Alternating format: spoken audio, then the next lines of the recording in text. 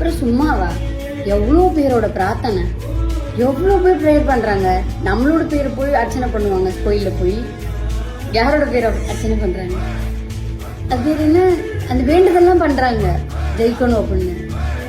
ஐயோ என்னால் எப்படி எக்ஸ்பிளைன் பண்ணுறதுனே தெரியல. அவ்வளோ பார்க்குறோம், அவ்வளோ ஹாப்பியாக இருக்குது. ஒரு ஆக்ட்ரஸ் இந்த மாதிரி வரும்போது இதெல்லாம் ஸ்டேஷன்ஸ் வாய்ப்பே கிடையாதுன்னு சொன்னாங்க. இப்போ பாருங்க அப்படியே தலைகீழ மாறிடுச்சு. ஸோ இப்படிதான், இனி இப்படிதான். இல்லை என்னென்னமோ பேசுனீங்களா, என்னென்னமோ பேசுனீங்களா. 10 சீட்டு வரமாட்டாரு, இதெல்லாம் நடக்குமா, சும்மா ஃபேன்ஸ் கத்திட்டு இருக்காங்க அப்படின்னு. அங்கே பாருங்கண்ணா 103 சீட்டு தான்.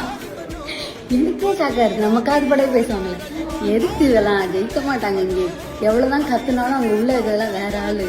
யாருமா முன்னிலை, வீடியோமா யார் முன்னிலை, எங்க அம்மா அம்மா என்ன இப்படி ஆயிடுச்சு. எதுக்கு முடியவே முடியாதுன்னு சொன்னீங்க. ஃபர்ஸ்ட் நின்று காட்டுங்க அப்படின்னு சொன்னீங்க. நின்று இப்போ தூக்கி சாப்பிட்டு போயிட்டாரு, என்ன பண்ணுவீங்க? இப்போ பேசுனதெல்லாம் இல்லைன்னு ஆகி போயிடுமா?